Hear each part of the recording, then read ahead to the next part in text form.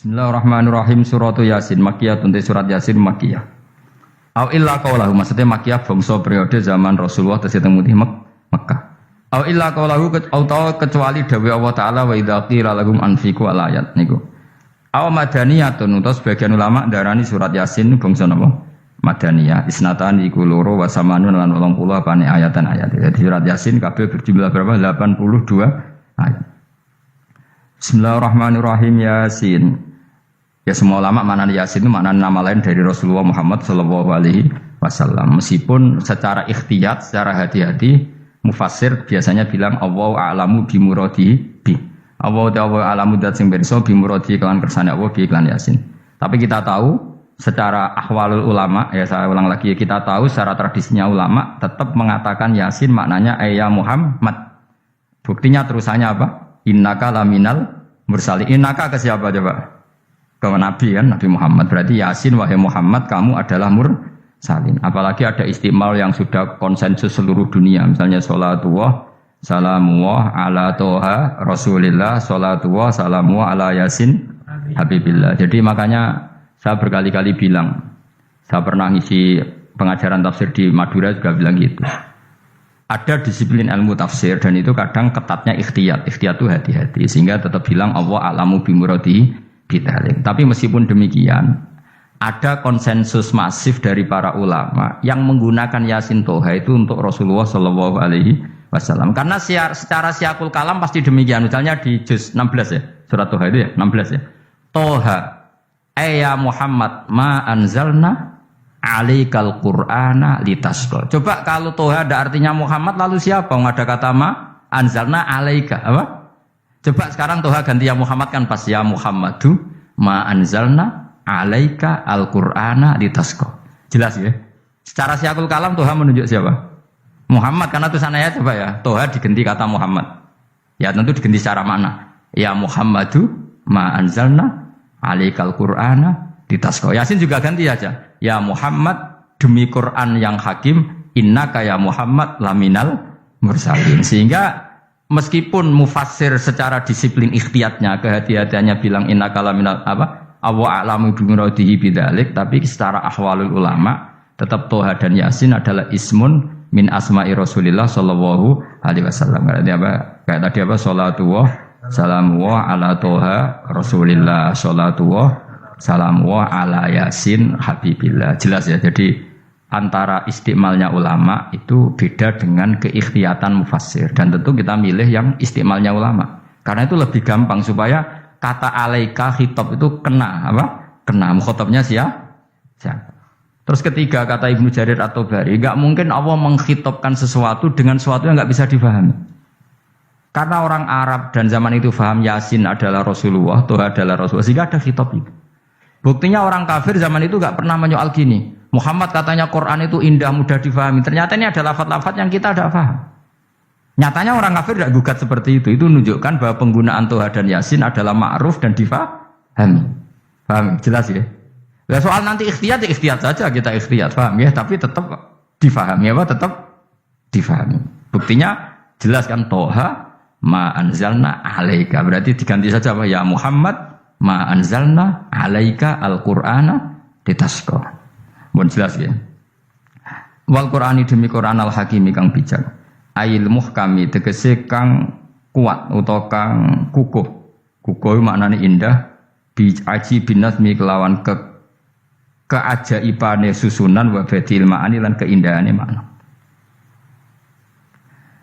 Innaka saat temani sira ya Muhammad wa Muhammad lamnal mursalin setengah sangking wong sing diutus. Sungguh termasuk wong sing diutus Allah. Ora sekedar diutus ala siratin kowe ngatasi jalur to dalan mustaqimin kang jejeg. Uti alaihi mutalikun ta'alluq bima qara qabla kang sedurunge iki dawuh. Ayatorikil anbiya tegese kowe iku sesuai dalane para-para nabi qabla sedurunge sira. Maknane torikil anbiya ya tauhid tegese tauhid wal huda lan petunjuk. Wa taqidu tenau kiti bil qasami klan qasam wa khairi lan liyane qasam ngrodun iku nolak liqaulil kufari marang ngucape wong kafir lagu maring nabi. Wong kafir komentar ning nabi napa lasta mursala Muhammad iku ora rasul. Terus Allah jawab innaka laminal mursalin. Tanzilal azizi kang kowe iku dadi rasul mergo entuk turunan untuk keturunan Quran sing aziz, sing tanzilal aziz. Kang Quran iku dadi sesuatu sing diturunno Allah sing aziz. Fi mulkihi dalam kerajaannya wa ar-rahimi kang welas bi khalqihi lan makhluk Allah. Utai lafat tanzil wa khabar mubtada khabar mubtada. Ya karena Imam Suyuti baca tanzilu sehingga dia nerkepnya mubtada. Tapi kira kita kan baca apa? Tanzila. Makanya saya berkali-kali ngaji itu sama guru. Imam Suyuti dia itu bacanya tanzilu, makanya dia nerkep jadi khabar. Sementara kira kita tanzila, maka kita nerkep jadi maf'ul mutlaq. Paham ya? Makanya kamu enggak usah bingung lagi kok. Jadi khabar padahal macane tanzila. Utawa bingung mergo ora paham pilihane loro tok. Ya. Jadi yang jelas Imam Suyuti itu kadung milih rofa, makanya dia nerkep khabar. Paham ya tanzilu, makanya dia nerkep apa? Khabar. Kalau kita baca kan tanzila, maka itu maf'ul mutlak atau nyimpan kata amdahu. Ayil Qur'an itu tegese Qur'an. Bi khabar mubtada'in muqaddarin. Apa sing kang aran tanzilul aziz ya Qur'anu tentu Qur'an. Qur'an tujuane ditungdira supaya ngekeki peringatan sira bil Qur'an kauman ing kaum muta'alliqun bitanzil. Maungdira kang ora dikeki peringatan sapa abahum bapak-bapak wong akeh lam yung daru. Tegese ora dikeki peringatan sapa akeh fi zamanil fatra ing dalam zaman fatra.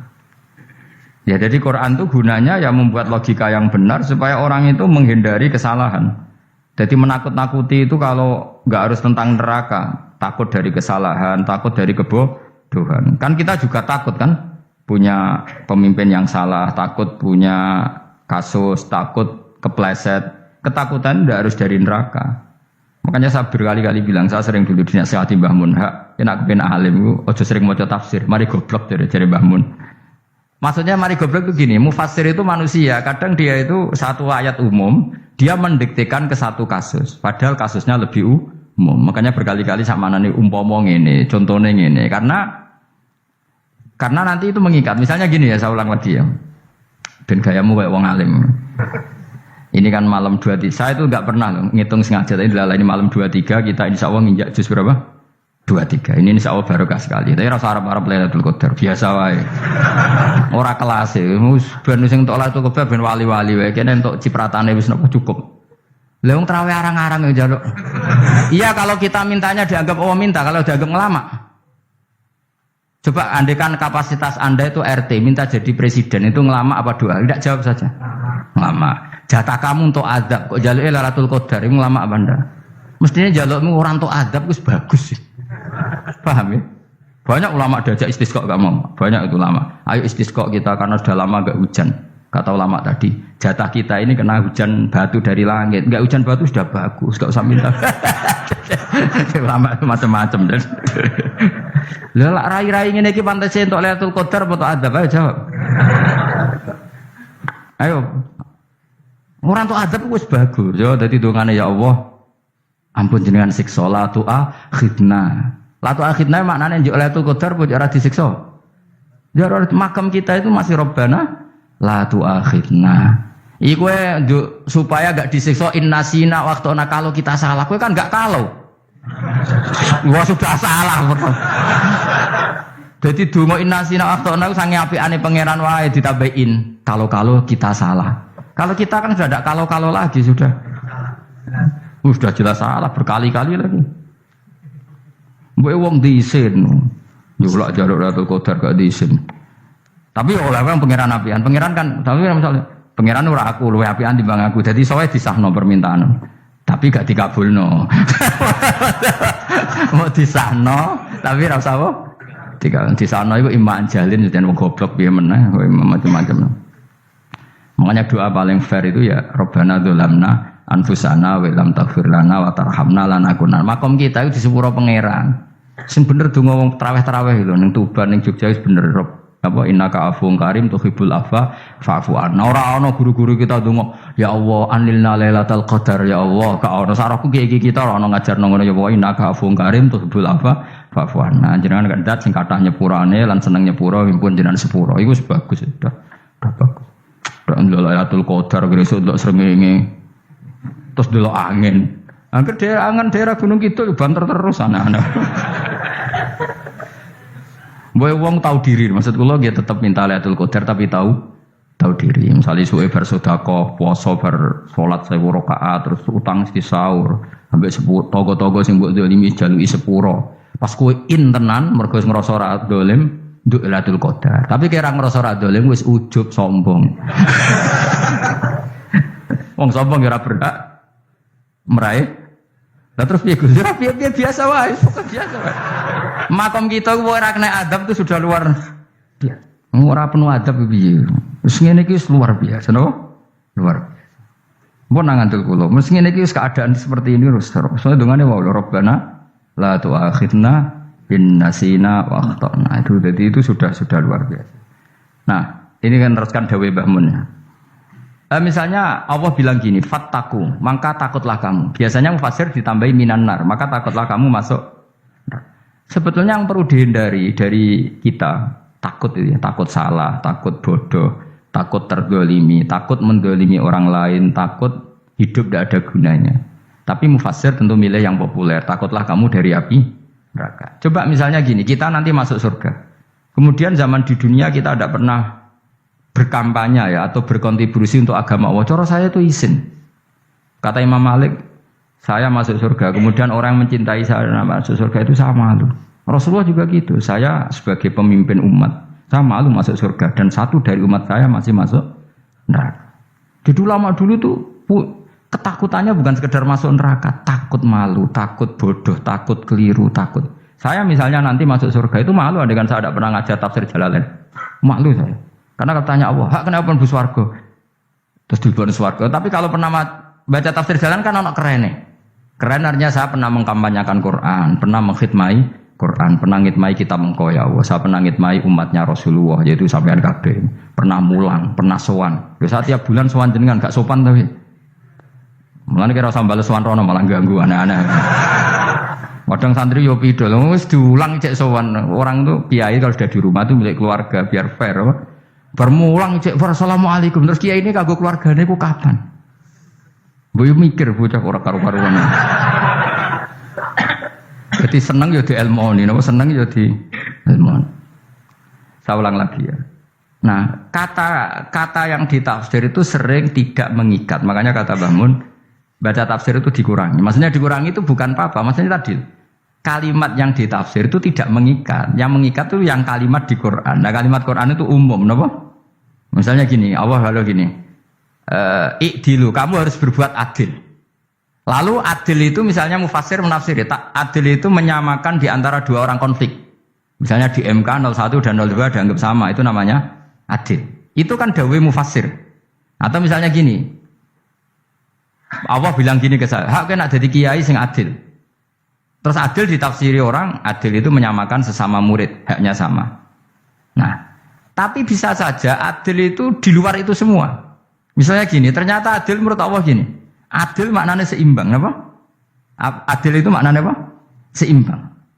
Lalu keseimbangan seorang hamba adalah dia ingat Allah lebih banyak. Karena ini bandul yang benar-benar nyata. Allah itu nikmatnya nyata.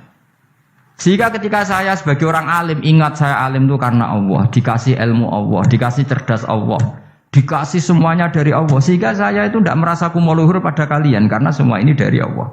Kemudian Allah sendiri yang memerintahkan, ya, kamu harus mengajar.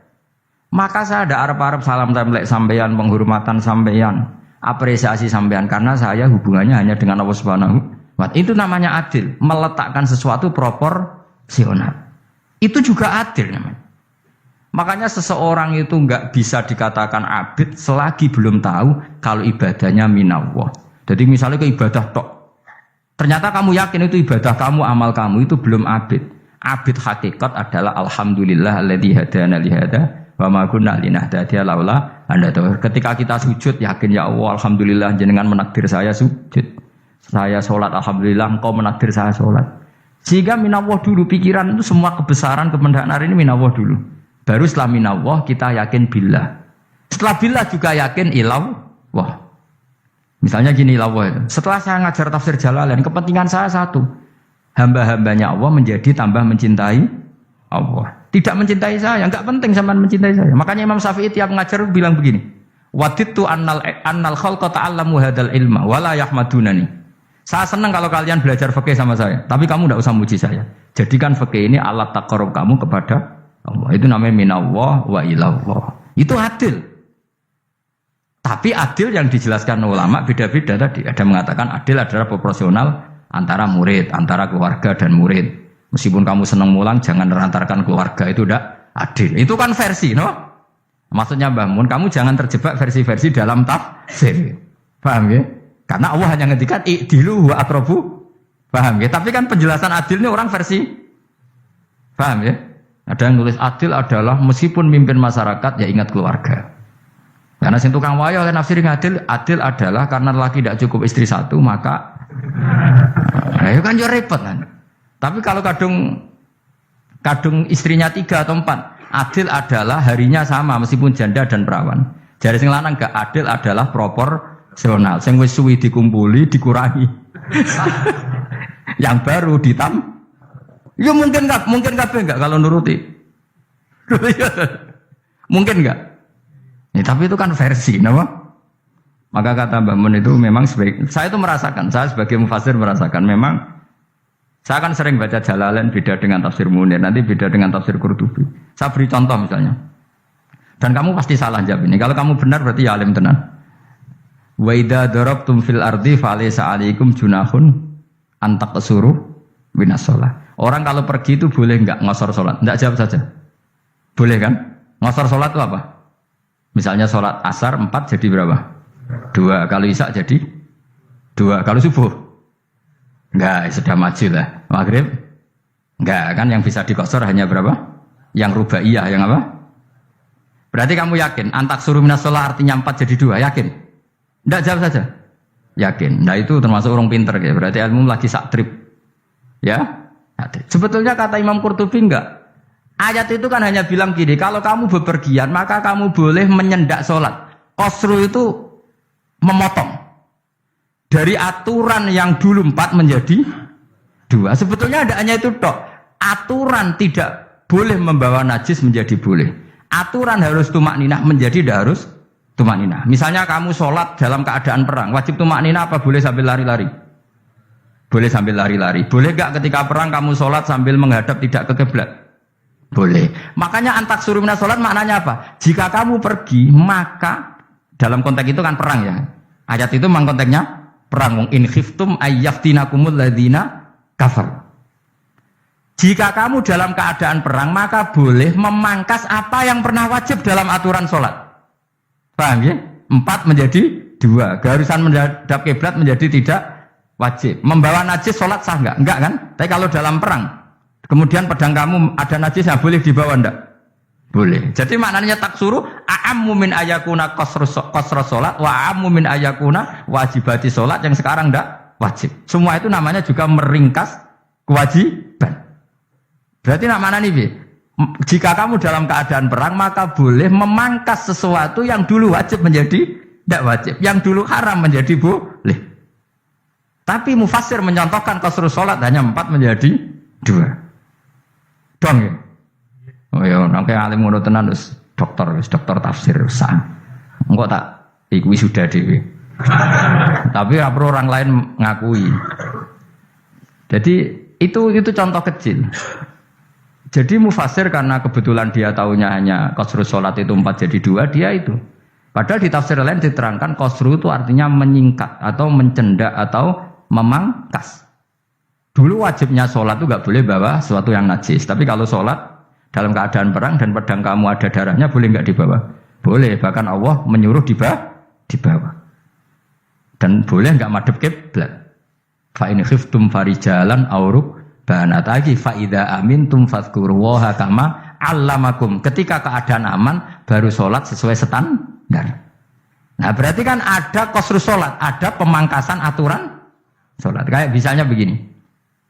Dalam keadaan normal, boleh nggak kamu motong pohon pisangnya tetangga tanpa izin? Nggak boleh kan? Tapi misalnya ada banjir bandang, kemudian kamu bisa selamat kalau motong itu. Wajib izin apa malah haram izin? Haram izin, harus kamu langsung potong. Karena kalau tanpa begitu kamu tenggelam. Dan yang punya wajib meridhoi. Kalau nggak meridhoi disalahkan syarak malah. Paham ya? Jadi ini penyolongan yang wajib. Tapi tak coba potong kayak ngelangihin, terus gedangnya bepangan, itu berlebihan.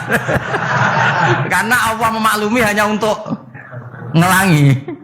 Jebule wis menisan lah itu di luar izin syariat apa? Di luar izin syariat itu melampaui batas itu. Syaratnya boleh itu ghairu baghiw wala adfamani turra itu darurat syaratnya ghairu baghiw wala dan tidak boleh melebihi batas. Lho ora ape ngetok gedange jupuk sik sing mateng dipangan terus diketok. Ora oleh. Paham jelas ya. Makanya kalau ngaji tafsir ya saya kan berkali-kali ada makna di tafsir Imam Suyuti saya tambahi umpamanya ini. Maksudnya umpama itu supaya contoh itu tidak mengikat. Jadi yang disebut beliau itu satu dari sekian potensi ribuan contoh. Ya kayak tadi misalnya antak suruh minas sholah. Itu umumnya ulama membayangkan qasru sholat yang 4 jadi 2. Padahal enggak, maknanya meringkas aturan dari wajib menjadi tidak wajib. Bahkan sebagian aturan itu dikatakan haram, tidak haram.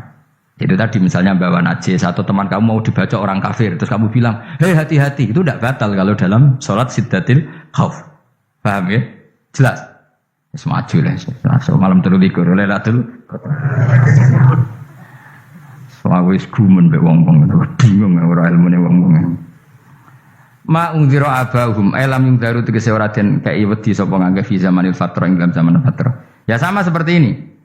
Orang tidak mendapat ingdar itu di zaman fatrah, zaman enggak ada rasul. Tentu tidak hanya itu tok.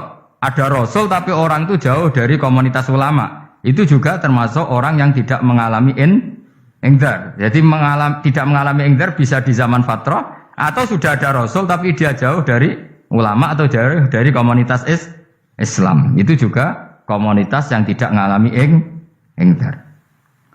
Fahum mengkote wong akail kaum iku qafidun lali kabehane imani sing iman parustilan bener. Contoh paling gampang itu nak dawuh yai mesti bener itu loh. Kalau kamu ngaji tafsir Jalalain ya yuhan nasu budu rabbakum. An-nasu biasanya tafsirkan kufaru Mekah, napa? Padahal di situ nas semua manusia apa kafir Mekah? Semua manusia. Cuma konteks dulu karena Nabi orang Mekah dan zaman itu yang diberi peringatan orang Mekah, Imam Suyuti bilang kufaru Mekah. Lah seperti itu kufaru Mekah mengikat apa enggak? Enggak kan? Enggak, karena yang dituruni Quran yo kafatal linnas. Tapi ya nasu di Jalalain sering ditulis apa? Kufar Mekah. Nah, seperti itu tidak mengikat. Itu contoh saja, Pak. Contoh saja dalam konteks zaman itu. Paham ya? Jadi banyak, makanya tafsir itu enggak ngikat. Ya tapi yang ngomong gitu harus orang alim. Kalau kamu yang ngomong malah kacau. Kemudian ngomong sombong. Maksudnya kan manusia, saya juga manusia. Ngapain saya harus ikut? Ya syarat itu. Ibu ora wis sombong saraf no, wis sombong saraf. Lakot hakko teman-teman fahum, lakot hakko teman-teman nyata apa alqaulu apa titah, wajib tegese wajib manane nyata ala aksarihim. Ing atase akeh-akeh wong akeh bil adab. Lakot hakko teman-teman dadi nyata apa alqaulu apa titah anane adab. Wajib tegese wajib apa adab ala aksarihim bil adab, fahum mengko wong akeh la yu'minuna ora iman sapa wong akeh. Il aksaru tegese utek akeh wong ora iman. Zaman niku Mas. Ya, maksudnya zaman itu, tapi jengben kemudian ngerti. Tapi mungkin batu Isa itu semua orang iman, tapi ya banyak yang setelah iman itu tidak bermanfaat lagi karena wes, napa? Matahari terbit dari napa? Barat. Hina la yanfa'u nafsan imanuha lam takun amanat min qabl. Inna sa'atam ingsun ujalna ka ingsun fi anaqihim. Ing dalam gulu-gulune wong akeh tak gawe aghlalan ing belenggu. Biayu dhamma gambar diantu dhamma gambar ento dhewe. Kumpulno ilaha maring anak apa alai di tangan. Di anal gila karon saat menegil iku yajma'u iso ngumpulno apa gil al yada ing tangan kal unuk maring geger maring napa gulu-guri lho jenenge unuk. Wong Arab nak darani kene iku unuk, nak darani kene iku nakher. Ya jare wong Arab, ya kene iki unuk, kene iki nakher. Lah ulun ngeten tangan didakok teng napa? Napa? Gulu. Napa jenenge jithok niku jithokne. Jenenge guri. Bayam kote tangan ilai di kumas muatun ting kumpulno ilal atqoni maring dagu, ini gitu jenis dagu jam udakonin, waya mustamaul lahyan, kumpulnya 2 dagu atau 2 wang, nak kejo manan. Fahum mengkota wong akeh mukmahuna iku dadi bunder sapa wong akeh. Manane rafuna ngangkat wong akeh ruusa ing sirahe wong akeh. Lastatiuna ora iso mampu sapa wong akeh khudha ing ngendekno ruus. Menawa dhewe maksudi wa ta iki mutamsilun muk bayangan, mutamsil gambaran. Mulane kula gumun be ulama riyen. Tak contohno ya, nak ulama dhisik top. Wong dhisik nak darani bun rokok digludungno. wong kafir sok ben diglundungno ning neraka. Iku ya pancen ngalim tenan ngomong dhisik. Mergo gambarane ngene, ora usah praktekno sok ben, praktekno saiki wae. Nak praktekno sok ben kowe sok ben mlebu neraka. Dadi ngeten wong nak lungguh ngene deh, wong Arab nak darani iki ason-ason. Terus ngeten. Ngeten niki kan niki jenenge apa? Dengkul. Dengkul itu kena dagu, terus tangan kena jidok. Dadi ngeten. Jadi wong wis dalam keadaan bunder. Paham ya? Lah mulane malaikat karek nyaduk terus gludung-gludung ngono. Paham ya? Jadi mergo yo napa? Dengkul nempel dagu, paham ya? Tangan nempel jidok, terus ditaleni. Paham ya? Terus ya karek gludung dong, mulane wong kuno adane bunder apa iku? Bener, ki bayangno saiki sok ben ra usah, gak usah mlebu maksudnya, paham ya? Mulane ape mlayu wis ra iso, wis posisi ngono, paham ya? Sebenarnya rasa delok, maksudnya itu praktekno saiki. Menang delok lho. Lah dawuh Imam Suyuti wal muradu te kang den kersakno iku annahum sak temne wong akeh la anu nek ora tunduk sapa ngakeh lil imani maring iman. Wala faduna nek ora tunduk sapa ngakeh ora ndilukno ru'usau ing sira wong akeh lagu krana iman. Iki tapi dawuh Imam Suyuti. Tentu tidak semua ulama sependapat. Jadi cara Imam Suyuti semua yang dikatakan Quran ini tamsil. Artinya mereka tidak tunduk, maknanya tidak menerima iman. Ya, tapi itu cara Imam Suyuti. Ulama lain yang mengatakan tidak, memang orang kafir ketika masuk neraka dalam keadaan seperti itu dan digeludung. Ya tidak apa-apa, sama-sama benar. Ya sama-sama benar karena ya Quran itu milik bareng, ya. Milik bersama. Jadi kan banyak kalimat kayak tadi mengkosor sholat, meringkas sholat 4 jadi 2 yang meringkas, paham ya? Dari aturan ketat menjadi agak longgar juga meringkas. Jadi semuanya namanya memotong apa? Memotong dari 4 menjadi 2 yang memotong, paham ya? Dari aturan wajib menjadi tidak wajib juga memotong. Nah, itu kan sama-sama benar. Lihat nanti konteksnya. Waja'alna lan gawe sapa ingsun mimpeni aidim sanging ngarepe wong akeh sadan ing tutup. Wa min khalfihim sanging gurine wong akeh sadan ing tutup. Fathisin sadan wa dhumiha lan dhumai sin sudan fil maudhi'an ing panggonan loro. Fa akhsena mongko ngekeki gelap ingsun ing wong akeh, fa mongko te wong akeh lagi sirun ra ningali sapa wong akeh.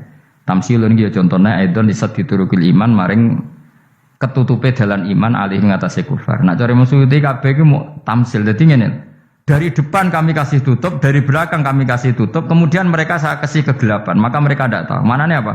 Dari arah depan yang mereka enggak ngerti pentingnya iman, dari arah belakang yang mereka tidak ngerti pentingnya iman, maka mereka buta, artinya tidak iman. Itu cara Imam Suyuti. Tamsilun aidon ini hanya perumpamaan lisat diturukil iman, yaitu tertutupnya jalan-jalan iman. Tapi ulama lain mengatakan ya enggak, memang pernah ada peristiwa di mana orang kafir ngepung Rasulullah dan mereka dari depan matanya dihalangi, dari belakang dihalangi, sehingga ketika Rasulullah keluar mereka tidak melihat. Itu ya nyata ya, jadi makanya ngaji ya. Jadi ben keren. Oh ini ada sekian tafsir, terus gue ngomong kan kayak wong alim keren. Nah takoki kata siapa? Ono rekamane. Tapi yang ora kasih dhewe. Nah takoki kata siapa? Ada rekamannya. Lah anak aku takut ada kata siapa Gus tak dudono kitabe. Lah anak kowe dudono rekaman niku sak apik zaman akhir ngono wis maju. Soale sing rido kan.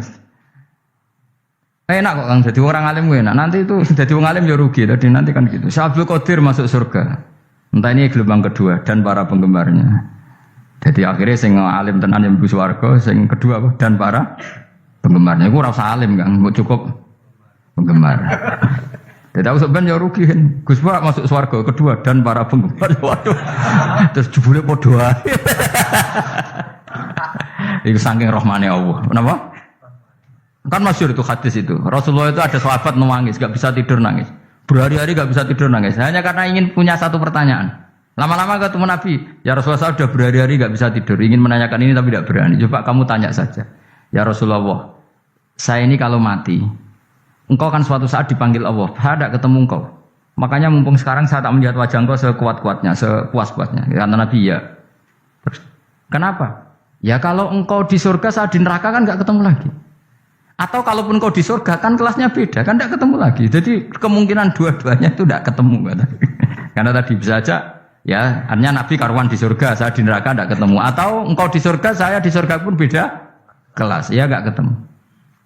Kata Nabi, tidak begitu aturan mainnya. Almar'u ma'aman ahabba. Orang itu sesuai yang dia orang bersama orang yang dicintai. Jadi ya saya harus ikhlas kalau kamu saingin nanti.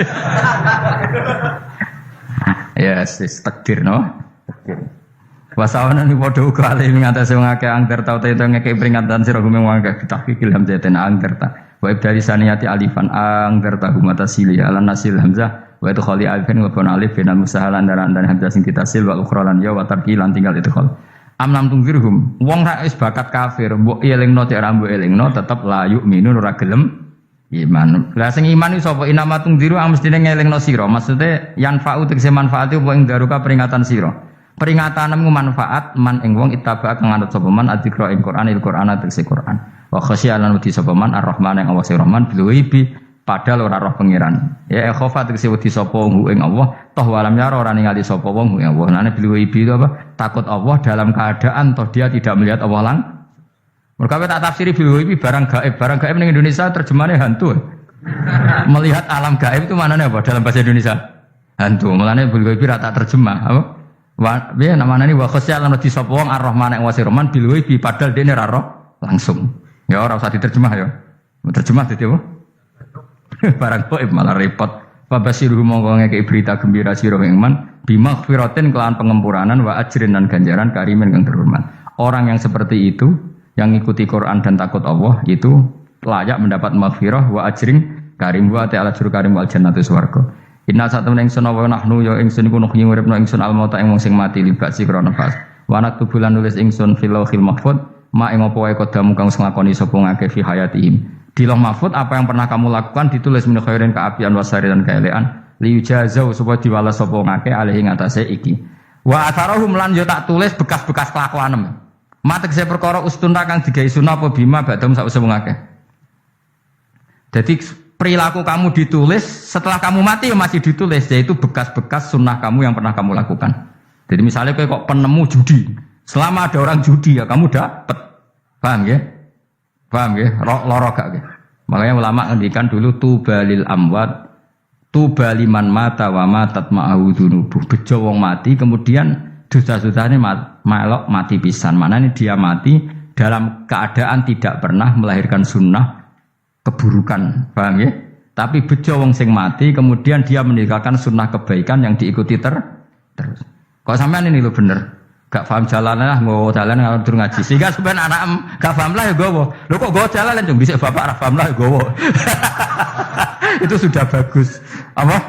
Bagus. Berarti pokoknya anut, anak ya anut. Wah, pokoknya keren, pokoknya keren sama itu keren. Jadi nanti sebenarnya anak tuku jalan tak kok Pak. Kok tuku jalan? Dhisik bapak aku ning lemari iki ono jalane. Lah tapi dhisik bapak paham yo ora paham bodoh. Wes stop, no?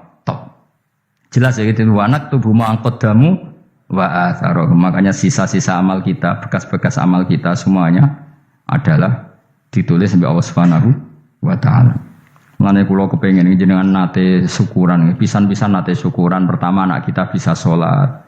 Guling-gilingan banyak orang syukuran perkara ulang tahun. Kenapa pertama anak kita bisa sholat, kita tidak pernah apa? Syukuran. Padahal sholat itu yang menjadi identitas anak kita, kehambaannya ila yaumil qiyamah. Boyo orang itu gitu, sehingga nanti anak kita tuh senang sekali. Itu saya itu kalau agak marah, itu anak saya yang paling kecil, baru umur 6 tahun. Itu tahu-tahu bilang, Pak saya sudah sholat. Karena dia tahu, saya itu paling terhibur kalau ada berita sudah sholat. Jadi itu penting, supaya orang itu tahu orientasinya bapak itu sholat. Jadi jangan sampai terus anak kita kalau ulang tahun syukuran, tapi pas sholat kita dingin-dingin saja. Lama-lama anak kita berperasaan sholat itu tidak penting. Buktinya apresiasi bapak biasa saja. Itu contoh kecil. Sehingga nanti tertanam. Anak kamu tertanam, nanti cucu kamu tertanam. Jadi itu namanya asar. Apa? Asar. Jadi harus seperti itu. Jadi ya itu namanya asar. Makanya Nabi Ibrahim gak berani minta uang sama Allah. Minta rezeki gak berani. Tapi kalau dia menyebut sholat dulu baru berani. Rabbana liyuqimus sholah faj'al afidatam minan nas tahwi ilaihim warzuqhum, kata Ibrahim, supaya mereka kuat sholat ya Allah. Enggak apa-apa kamu kasih makan supaya kuat sholat. Karena kalau Nabi Ibrahim hanya berdoa, ya Allah kasih mereka makan. Nah, gue zino, gue demenan, gue judi. Nabi Ibrahim melok dosa. Makanya dimulai Rabbana liyuqimus sholat supaya mereka kuat sholat ya apa? Enggak apa-apa mereka kasih makan.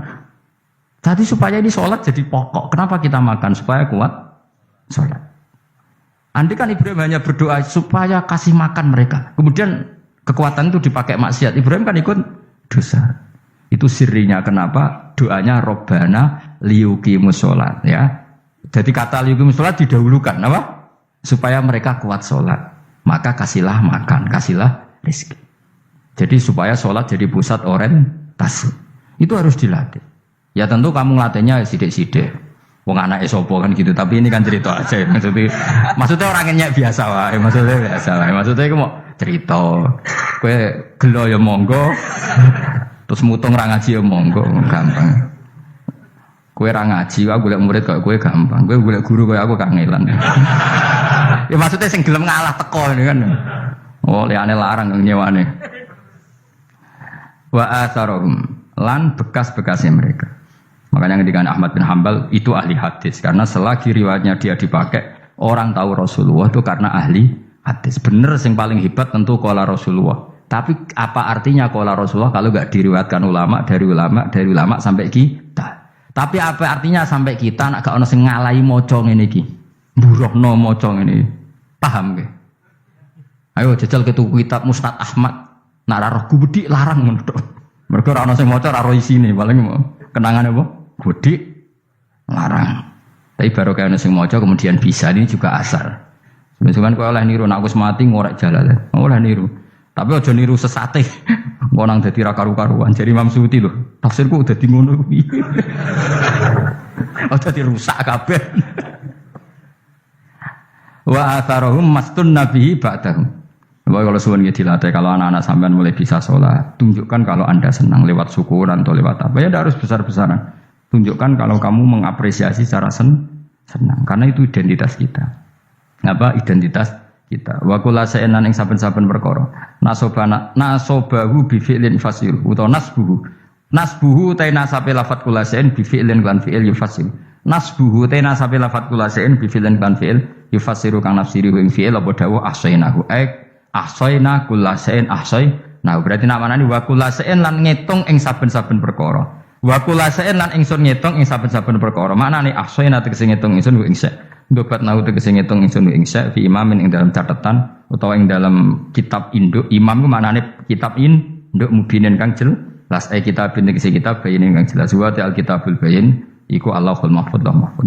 Subhanallah wa bihamdihi adada khalqihi wa ridha nafsi wa zinata arsyihi midada kalimati.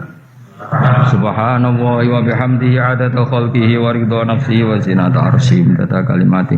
Subhanallah wa bihamdihi adada khalqihi wa ridha nafsi wa zinata arsyihi midada kalimati. Subhanallah wa bihamdihi adada khalqihi wa ridha nafsi wa zinata arsyihi midada kalimati. Subhanallah wa bihamdihi adada khalqihi wa ridha nafsihi wa zinata arsyihi midada kalimati.